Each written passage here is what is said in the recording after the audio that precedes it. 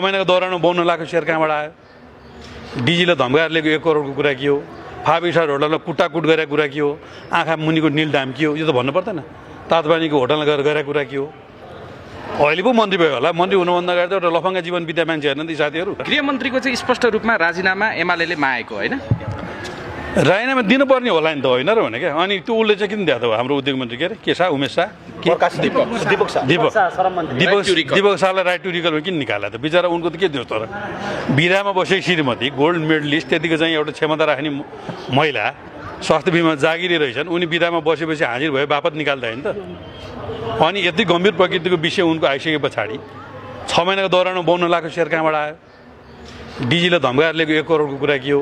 Five star होटलमा कुटाकुट गरेको कुरा के हो? आँखा मुनिको नील दाम के हो? यो त भन्नु पर्दैन। तातबानीको होटलमा गएर गरेको कुरा के हो? अहिले पो मन्त्री भयो होला। मन्त्री हुनुभन्दा अगाडि त एउटा लफङ्गा जीवन बित्या मान्छे हेर्न ती साथीहरू।